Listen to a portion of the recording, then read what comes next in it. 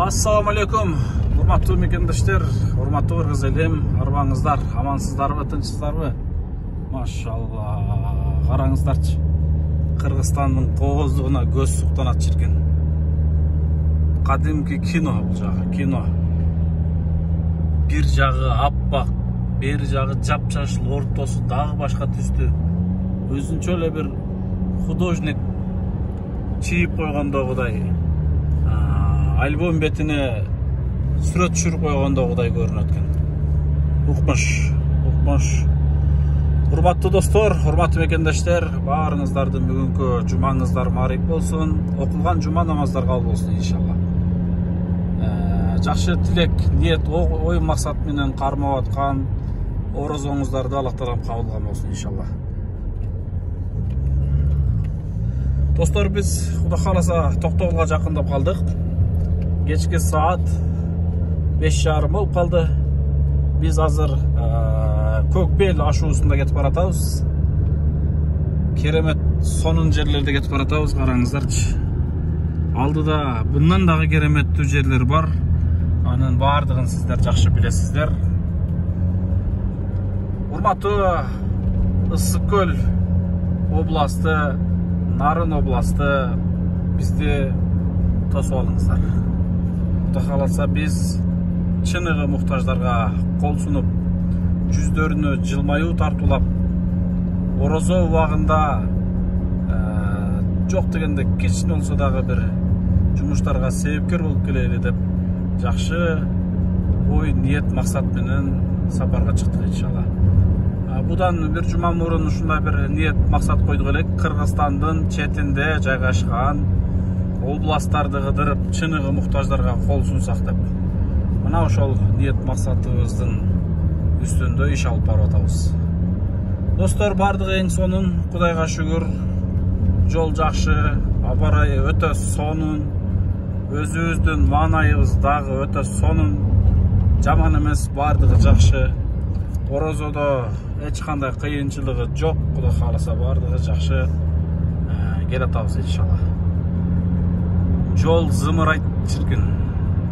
Жарыкта күндүзү атайын чыктым.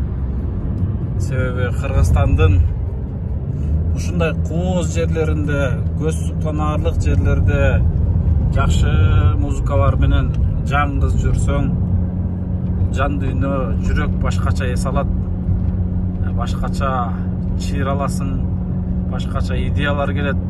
Кыргызстанга дагы бир өзгөчө жардам кылсам деп өзүңчө бир ойлор пайда болот. Мына ушундай достор, туугандар, бардыгы сонун буюрса. Андыктан биздин жолубузга дуа кылып туруңуздар, мекендештер. Иштерибизге дуа кылып туруңуздар. Кече мен түндө Жалал Абадта түз эфирге чыккам. Ысык Көл областына, Нарын областына сапарга чыгабыз деп мен ушундай түз эфирге чыккамын. Биздин фонддон Сбербанк картасын койгомун. Кудайга шүгүрлөр болсун, бир түндүн ичинде Кудайга шүгүр бир нече инсандар жардам берди. 50 сомунан баштап 100 сомдон жогору, 20 сомдон жогору 1000 сомго чейин жардам бергендер болуп атышат. Алла разы болсун баарыңыздардан. Мына бардык ошо элдин жардамын чогултуп алып, Кудай кааласа жакшы иш жасап келели деп сапар тартып кетип баратабыз. Андыктан мен дагы деле сиздерге сунуштайм. Кимде мүмкүнчүлүк болсо, сиздер дагы кошулуп калыңыздар. Жакшылык иштерге шериктеш болойлу, себепкер болойлу. Сооп иштерине өзүмө гана болсун эмес, өзгөлөр менен дагы бөлүшүп калайлы деген максат ниет менен ушундай бир видео аркылуу обращение кылып турам. Аны туура түшүнөсүздөр деп ойлойм. Кудай кааласа Көкбел ашуусунан ашып Токтогул ГЭС суу сактагычына жакындап баратам. Азыр Токтогул ГЭС суу сактагычына сиздерге көргөзүп өтөйүнчү. ГЭСте суу кандай? Суу аз, быйыл свет проблема болот дегендей кылып жаңылыктардан эле көргөзөт. Көрөлүчү. Азбы, же жөн эле аз деген сөзбү? Кыскасы, Кудай кааласа бардыгы жакшы болот.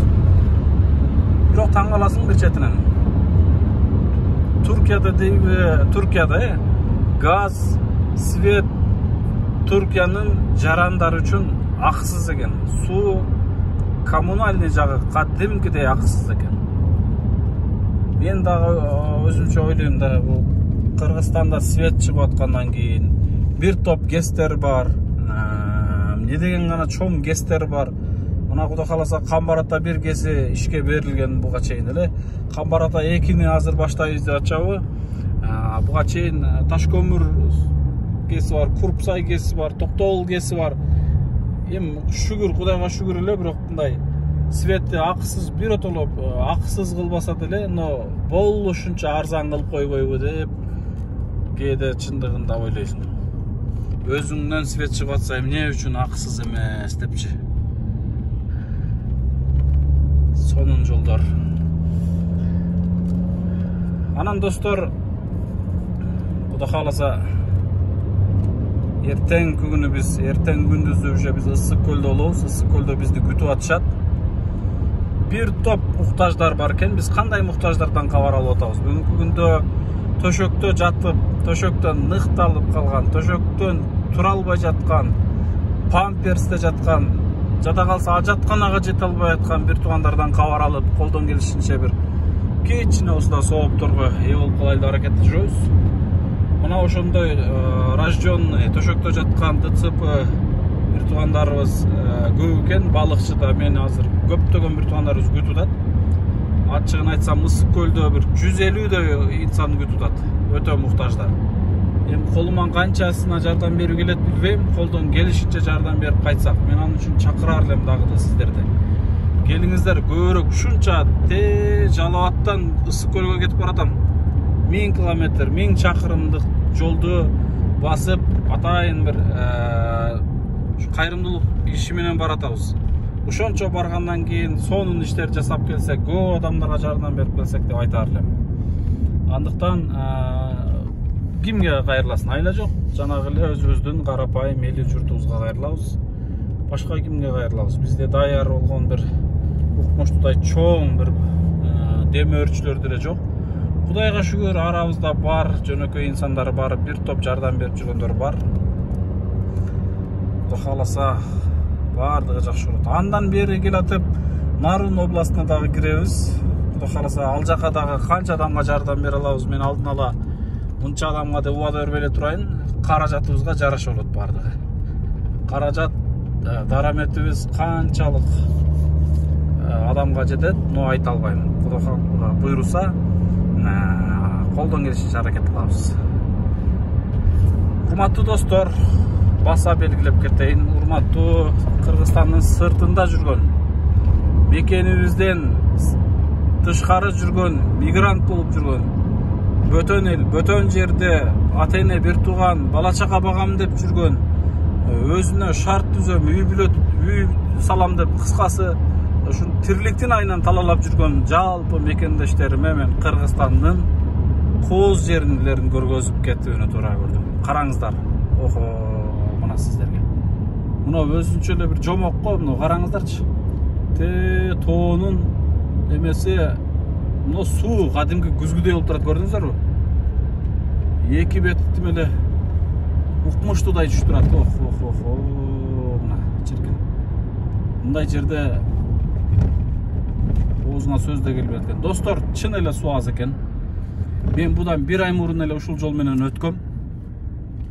Мен азыр ушул жерге токтоймбу, токтоп бир тээка басып деле көргөзүп берген аракет кылып көрөйүн. Ушунча келип калгандан кийин бир кооз жерде. Бисмилля. Бисмилля. Мынакей достор,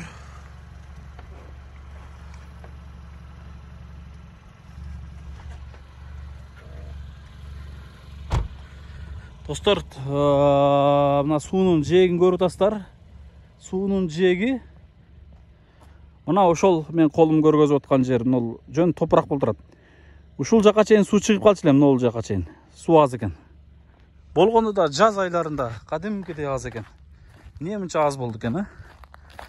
Быйыл жамгыр жаан, жакшы эле жаады эле, эмне болду мынчалык? Кудай сактасын эми. Негизгиси свет өчпөсүн. Караңыздарчы, суу чындыгында аз экен. Бул Токтогул КЭСинин суу сактагычы. Водохранилище деп коет. Ушул Көкбел эс алуу борбору деп коет. Ушул жерге келип эс алып кеткендер барбы? Те Кара Көлдөн, Токтогулдан мына ушул жерлерге келип, атай жуунушуп кетишет. КЭСти мен көргөзүп коеюн. Бул суу, бул жактан суу куят. Нарын дарыя ушул жактан суу куят дагы, ушул жерге суу чогулат. Мына бул жер наркы бети Токтогул. Мунун астында кайсыл айыл калып кеткенин азыр толук эстей албай атам. Токтогулдун бир айылы ушул астында калып кеткен. Аты мынакей бурчта күнгө чагылышып жакшы көрмөйт. Мен ушу колум менен көргөзүп аткан жакта суу кирет. Ошол жак Токтогул КЭСи. Мына ушундай достор. Караңыздарчы кереметти. Нарк бетин жакындатып берейинчи. Мына керемет. Охо, чиркин. Укмуш. Не деген керемет, Кыргызстан. Бул тирүүлүк жашоодогу чыныгы бейиштин төрү мына ушу Кыргызстанда. Кыргызстанды кыдырып жүрүп, бандай кооз жерлерин түгөт албайсың. Чындыгында. Урматтуу достор, мен андан ары жолумду улайын. Ушул жерде мен видеомду да токтотоюн. Анда эмесе, тынч болуңуздар, аман болуңуздар. Биздин жолубузга дуа кылып туруңуздар. Жамандыктар болбосун, жакшылыктар гана коштоп турсун. Кудай кааласа, Кудайым насип этсе, алдыда иш пландарыбыздын аягына чыгып, комплекс аман эсен тапшырып алсак деген ушундай ниеттерибиз бар. Андыктан дуа кылып туруңуздар. Биз Ысык Көл, Нарын областында иштерибизди бүтүрөр замат кайра Жалал Абадка келебиз. Анан Жалал Абадта Ошто муктаждарды кыдырабыз. Талас областына, Чүй областтарына аракет кылам, но убада бере албайм. Кийинки орозодон кийин дагы бир ушундай бир сапар кылабыз, кайрымдуулук иш сапары. Ошондо барбай калган жерлерге барабыз буюрса. Андыктан кап этпеңиздер, капа болбоңуздар. Мага жардам бербеді деп тура эмес түшүнүп калбаңыздар. Кудай кааласа дуа кылып турсаңыздар, сиздерге да сөзсүз жетебиз, барабыз. Тынч болуңуздар анда эмесе. Эртеңки күнү Ысык Көлдөн көрүшкөнчө сак саламат болуңуздар. Бул видеону бөлүшүп коюңуздар. Баса белдеп кетейинчи, видеого лайк басып, комментарий калтырып, видеону башкалар менен бөлүшүп, каналыбыздын подписчигин көбөйткөн жардам бериңиздерчи. Келиңиздер. Мисалы бир видеону күнүнө 10 000 деген адам көргөн болсо, болгон 300, 400, 500 эле лайк басылат экен. Лайктын мынакей сүрөтүн көргөзүп коеюн. Мына лайк. Мындай лайкты басасыздар.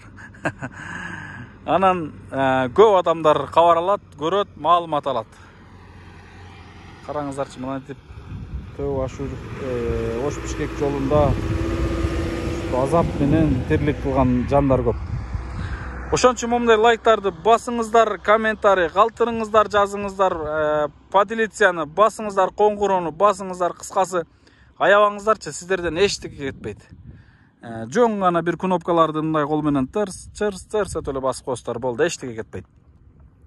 Бирок башка адамдар, көп адамдар маалымат алат, көрөт, башка адамдын да жардам берүүсүнө себепкер болосуздар. Келиңиздер, андан көрө бир бандай ишти жан дүйнөнү пейилди кенен кылып, ушул иштерге өзүбүз жардам бере албасак да башканын жардам берүүсүнө себепкер болбойлубу? Көп ушул видеолор таркатпайлыбы? Бир болбогон видеолор болсо азыр группаларда жайнайт жөн элечи. Эми биздин видеолорубуз деле балким болбогон эле видеолордун катарына киреттир, но бир жакшы ниет максат менен бул видеолор тартылып атат да. Туура түшүнөсүздөр деп ойлойм, достор. Тынч болуңуздар, аман болуңуздар. Кудай кааласа аман эсен кайрадан кичи мекенибиз Жалал Абадка кайтып келгенде Алла Таала насип эткен болсун. Дуа кылып туруңуздар. Эл сом WhatsApp номерибиз 705 33 77 90. Сунуш суроолор болгон болсо WhatsAppка кайрылсаңыздар болот. 705 33 77 90. Сунуш суроолор болсо чалыңыздар, жазыңыздар, WhatsApp'тан кайрылыңыздар. Сбербанк картада да Эрболот деп чыгат. Аягы 0871. Эч кандай күмөнсүз аманатыңыздар жөнөтсөңүздөр болот. Кудай буйруса, убада беребиз, аманатыңыздарга эч кандай кыянат болбойт. Болбогондугу үчүн ушунча иштер жасалып келет. Өзүбүздүн дагы момунду айтканда бир топ жумуштарыбызды четке коюп, чындыгында бир ушул жумушка белди бекем байлап чыккандан кийин бул нерсени өтө серьезно карап, жоопкерчиликти сезип, моюндагы чоң жоопкерчиликти сезип, бул элдин алдында шерменде болуп калбайлы, жүзүбүз жер карап калбасын деп өтө калыстык менен, ак ниеттик менен, өтө этияттык менен иш алып барып атабыз иншалла. Мына ушундай достор, рахмат барыңыздарга. Тынч болуңуздар. Салам алейкум.